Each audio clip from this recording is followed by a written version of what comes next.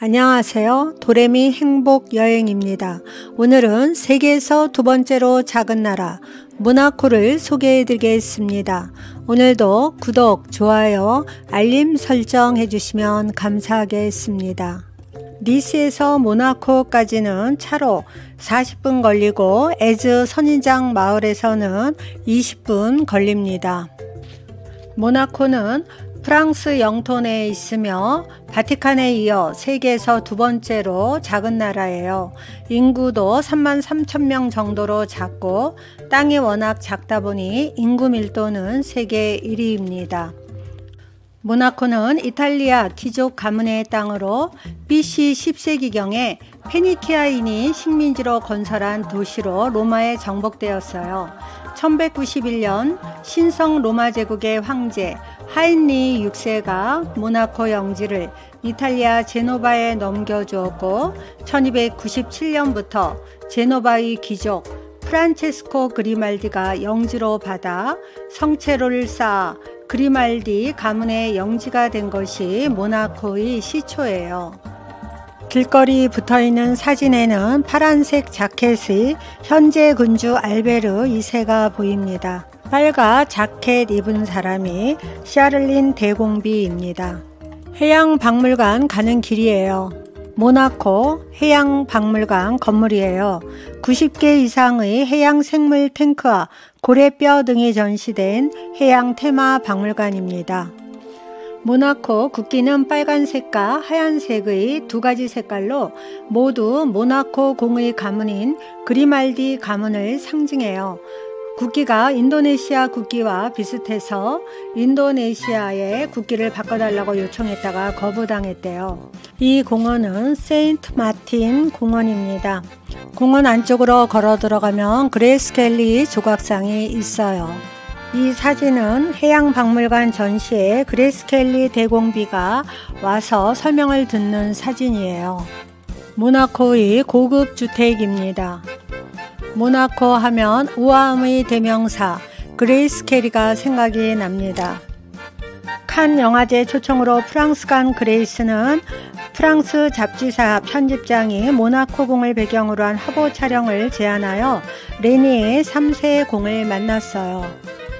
레니에 3세가 그레이스 켈리에 청혼하면서 10캐럿의 다이아몬드 반지를 준 것이 유명한데 마지막 영화 출연한 상류 사회에서 실제로 그 반지를 착용하고 나왔대요. 1956년 4월 18일 결혼식을 올린 후 일남 2녀를 두었는데 실제 결혼 생활은 그다지 행복하지 않았대요. 가문의 엄격한 규칙과 전통을 지켜야 하고 프랑스어를 잘 못해서 힘들어 했대요. 약혼 발표 영상입니다. 이 사진은 결혼식 사진입니다. 결혼식을 마치고 모나코 대성당을 나오는 사진이에요. 대성당 안으로 들어가니 성당 내부를 보시기 바랍니다. 이곳은 그녀의 결혼식을 한 장소이면서 장례식을 치른 곳이에요. 1982년 9월 13일 시골 별장에 있다가 모나코로 돌아오기 위해 스테파니 공주를 옆에 태우고 운전하던 중 뇌출혈을 일으켜 정신을 잃고 차가 산비탈로 굴러 떨어지는 교통사고를 당해 스테파니 공주는 살고 켈리는 다음날 향년 52세로 사망하였어요. 너무 일찍 세상을 떠났는데 10캐럿을 받고 부귀영화를 누리고 다 무슨 소용이 있겠어요. 중앙 성당 제대 뒤로 돌아가면 그레이스 켈리 무덤이 있어요. 여기에 이름은 그레이스 켈리라고 적혀 있지 않고 파트리샤라고 적혀 있습니다. 원래 이름이 그레이스 파트리샤 켈리예요. 바로 옆에 레니에 3세가 2005년 사망하여 함께 안장되어 있어요. 1918년 모나코 공의를 더는 계승할 사람이 없을 때 마지막 공작이 죽고서 프랑스에 합병된다는 조약이 있었어요. 그러나 캐롤라인 공주의 탄생으로 합병당할 위기를 넘겨 모나코는 저녁이 축제 분위기였고 켈리 덕분에 미국인 관광객이 폭증했대요. 모나코 대성당 옆 측면입니다. 이 길을 따라 걸어가면 한국의 명동같이 아주 번화한 거리가 나와요. 모나코 영주권자는 다른 나라에서 엄청난 부를 축적해 모나코로 오기 때문에 인구의 30%가 백만장자로 세계에서 백만장자 밀도가 가장 높은 곳이래요. 1962년 10월 12일 모나코의 면세 정책으로 많은 프랑스인들이 모나코로 몰려들어 탈세를 시도하자 드골 대통령이 모나코를 봉쇄하기도 했지만 1963년 협상이 타결되어 모나코에 거주하는 프랑스인들은 프랑스에 세금을 납부한대요. 모나코는 공작이 다스리는 입헌군주제 의원내각제 국가예요. 1949년부터 2005년까지 레네 3세가 56년간 재위하였고 그 뒤를 이어 알베르 2세가 즉위를 했어요. 현재 UN 가입국이고 국방 책임은 프랑스군이 져요. 실질적으로 프랑스의 보호국으로 모나코의 총리는 다수당의 당수가 되는 것이 아니라 프랑스 정부가 추천한 인사 중에서 모나코 총리를 임명해요. 지금까지 프랑스인이 총리가 되었대요. 이 좁은 길을 가면 놀라운 뷰가 펼쳐져요. 한눈에 모나코를 전체 바라다 볼 수 있는 파노라마 뷰 포인트입니다. 호화 요트가 정박해 있는 항구와 절벽이 건물들이 만들어내는 이 모습 전부가 모나코의 전체 모습이에요. 파란색 빌딩이 몬테카를로 그랑 카지노 건물이에요. 그 중에서 제일 유명한 것은 자동차 경주대회인 포뮬러1이 가장 유명해요. 포뮬러란 각국에서 무질서에게 열리던 자동차 경주를 세계 자동차 연맹에서 표준화된 경주용 자동차 기준을 만들고 통일한 경기를 말해요. 포뮬러1은 자동차 경주 중 가장 급이 높은 자동차 경주대회입니다. 모나코는 높은 언덕과 바닷가에 위치하여 좁은 땅에 집을 많이 지어 고가 도로와 터널이 많아요. 국토 면적이 2.2km에 불과해 여의도보다 작은 나라에서 자동차 경주대회를 여는 것은 불가능한 일이었지만 고가 도로와 터널이 많은 것을 이용해서 도로를 막고 코스를 만들었어요.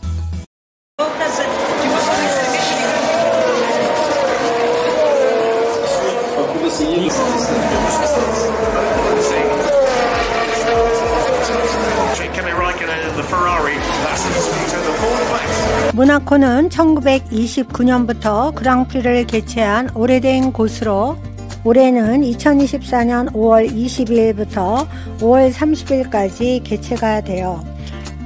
모나코 서킷은 급 커브여서 평균 속도가 매우 낮고 추월이 어렵기로 악명 높아요. 코스는 모나코 시내를 78바퀴 돌아요. 대회 기간에 벌어들인 관광 수입이 모나코 연간 수입의 17%가 된대요. 모나코 대공궁을 보기 위해서 걸어가고 있어요. 모나코는 소비세만 있고 소득세가 없는 직접 세금이 없는 나라이고 국가 세입의 대부분을 관광, 카지노, 우표 판매로 충당하고 있어요. 드디어 모나코 대공궁이 보여요. 궁은 작고 아담합니다. 이 조각상은 알버트 왕자 즉위 25주년 기념 조각품이에요. 대포와 탄알이 가득 있습니다. 궁에서 내려다본 모나코 전체 도시의 모습입니다.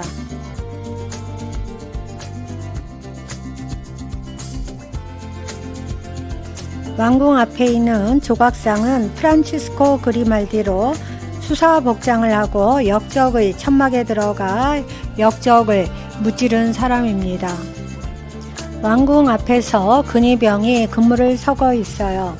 모나코 군은 전 병력이 255명밖에 안 돼요. 군인의 역할도 모나코공의 개인경호원, 소방관, 세관경비, 의장대를 겸하므로 실질적인 군사력은 없어요. 그래서 프랑스에서 모나코 국방을 담당합니다. 모나코는 국가 영토가 작아 방범 활동을 하기 수월하여 세계적으로 치안이 제일 좋은 국가 중에 하나예요.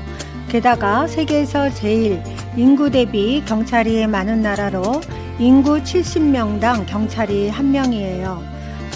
범죄 현장으로 출동하는데 1분도 안 걸리고 범인이 국가 밖으로 도망칠 우려가 있으면 국경 봉쇄를 3분 이내에 해서 범인을 검거할 수가 있어요. 궁 안에는 박물관이 있는데 가족들이 휴가를 떠났을 때만 박물관을 개방한대요. 대공궁 앞은 구시가지와 연결되어 있고 골목을 들어서면 기념품 샵, 카페와 레스토랑 등이 모여 있어요. 대공궁 바로 옆 계단길로 내려가니 지중해 바다가 보이는데 바다색이 너무 파랗고 아름다웠어요. 이곳에도 요트가 정박되어 있습니다. 점심을 먹기 위해 구시가지로 들어가고 있어요. 모나코 교통은 프랑스 국철에서 운영하는 철도가 있어 니스에서 이탈리아 방면으로 가는 노선이 모나코 구간에서는 전 구간 지하로 통과하고 유일한 철도역이 몬테카를로 역이에요. 프랑스 국경선에 걸쳐 있어요. 공항은 없고 헬기장 하나만 있습니다. 식당에 들어와서 점심 식사로 야채 스프와 닭다리 구이를 맛있게 먹었어요.